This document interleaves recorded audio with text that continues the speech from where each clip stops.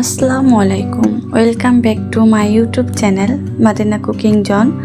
আজ আমি তৈরি করে ফেললাম আমের আচার।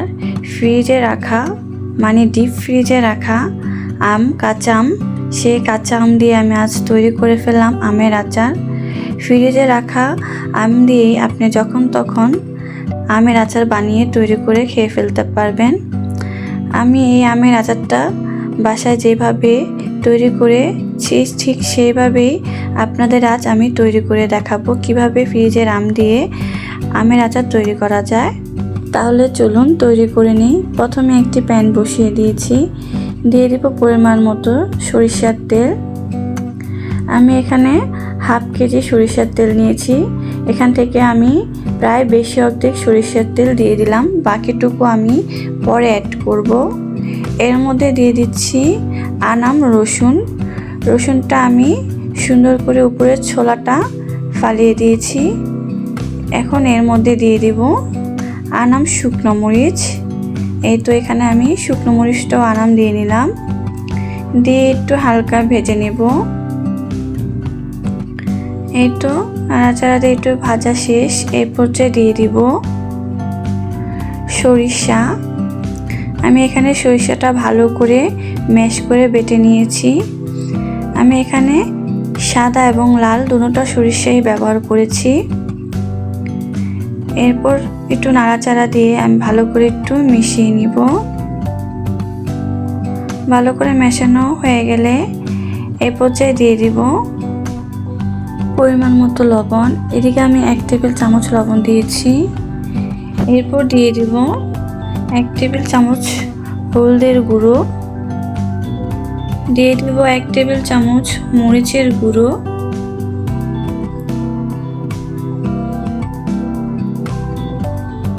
দিয়ে এখন এর মধ্যে দিয়ে দিব আচারের মশলা। এখানে আমি আচারের মশলাটা 1 টেবিল চামচ দিয়ে দিলাম, বাকিটা আমি পরে অ্যাড করব। এখন আমি ভালো করে নেড়েচেড়ে একটু মিশিয়ে ভাজা ভাজা করে নেব। এই পর্যায়ে কিন্তু চুলার আঁচটা মিডিয়াম লোতে রাখতে হবে, তা না হলে আমার মশলাগুলো পুড়ে যেতে পারে। এই তো আমার মশলাগুলো সুন্দর বলক উঠে এসেছে, দেখতেই পাচ্ছেন কত সুন্দর হয়েছে। এখন আমার ভাজাটাও করা হয়ে গেল। মশলাটা যে পর্যন্ত সুন্দর একটি ঘ্রাণ না বের হবে ওই পর্যন্তই আপনারা অনবরত নাড়াচাড়া দিয়ে ভেজে নেবেন। এই তো সুন্দর আমার ভাজা শেষ। এ পর্যায়ে দিয়ে দিব 1 কাপ চিনিটা দিয়ে একটু নাড়াচাড়া দিয়ে একটু মিশিয়ে নেব। একটু সুন্দর করে মেশানো হয়ে গেলে এ পর্যায়ে আমি এখানে দিয়ে দিব ডিপ ফ্রিজ থেকে বের করে রাখা আমগুলো আমি ফ্রিজ থেকে বের করে পানিটা ঝরিয়ে নিয়েছি। দেখতেই পাচ্ছেন কত সুন্দর আমগুলো ঝরঝরে হয়েছে। এই পর্যায়ে আমি ভালো করে আমগুলো মশলার সঙ্গে মিশিয়ে নিব। চুলার আঁচটা কিন্তু মিডিয়াম লোতেই রাখতে হবে, তা না হলে নিচে লেগে যেতে পারে। ভালো করে নেড়েচেড়ে মিশিয়ে দিতে হবে, অনবরত নাড়াচাড়ার উপরে লাগতে হবে, তা না হলে আমটা নিচে লেগে যেতে পারে। এরকম করে আস্তে আস্তে আমি আমটার সঙ্গে সবগুলো মশলা মিশিয়ে নেব।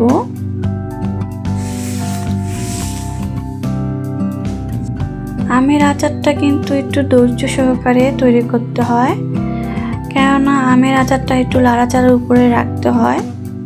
এই আচারটা তৈরি করার পর কিন্তু আপনার রোদে দেওয়া আর কোনো ঝামেলাই নেই, কেননা আমটা থেকে যতটুকু পানি উঠবে সেই পানিটা কিন্তু আমি চুলার মধ্যে শুকিয়ে নিব জাল করে। এই তো দেখতেই পাচ্ছেন একটু একটু করে বলক উঠে আসছে, আমার তেলটা উপরে ভেসে উঠছে। এরকম করে আমি ভালো করে আমটা জাল করে নিতে হবে। দেখতেই পাচ্ছেন কত সুন্দর করে আমার আমের আচারটা আস্তে আস্তে তৈরি হয়ে যাচ্ছে। আমের আচারটা কিন্তু চুলার আঁচটা মিডিয়াম লোতে রেখে ভালো করে জাল করে নিতে হবে। আমি বারবারই একই কথা বলছি, তা না হলে কিন্তু আচারটা নিচে লেগে যেতে পারে। এই তো এরকম করে আমি আস্তে আস্তে আমের আচারটা নিচ থেকে উল্টিয়ে পাল্টিয়ে নাড়াচাড়ার উপরে রাখছি, যাতে আমটা নিচে না লেগে যায় এবং মশলাটাও যাতে নিচে না লেগে যায়। কথা বলতে বলতে সুন্দর আমার আমের আচারটা প্রায় শেষ পর্যায়ে, দেখতেই পাচ্ছেন। এই তো বলক উঠে এসেছে, পানিটা কিন্তু শুকিয়ে গিয়েছে। আমার এখানে শুধু তেলটাই উপরে বলক আসছে, দেখতেই পাচ্ছেন।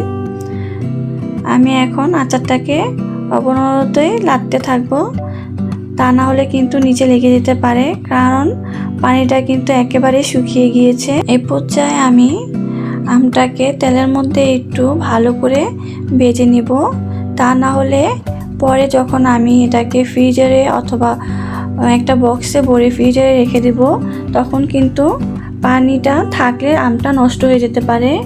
এই কারণে আমি তেলের মধ্যেই আচারটাকে ভালো করে আরেকটু ভাজা ভাজা করে নেব।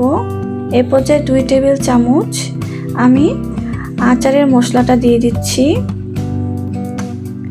নামানোর আগেই কিন্তু আচারের মশলাটা দিয়ে নামিয়ে ফেলবেন, তাহলে আচারের ফ্লেভারটা অনেক সুন্দর আসে, খেতেও ভীষণ মজা লাগে।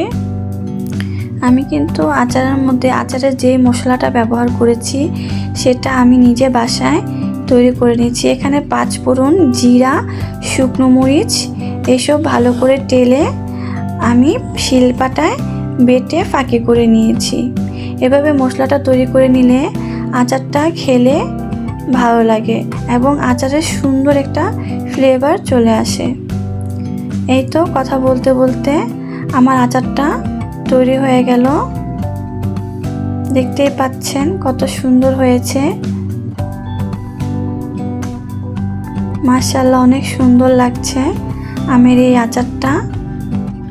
আমের এই আচারটা কিন্তু গরম ভাত এবং খিচুড়ির সঙ্গে খেতে ভীষণ মজা লাগে, এবং কি বিকেলে হালকা মুড়ি টুড়ির সাথেও একটু আমের তেলটা দিয়ে মুড়িটা মাখিয়ে খেলেও কিন্তু অসাধারণ লাগে।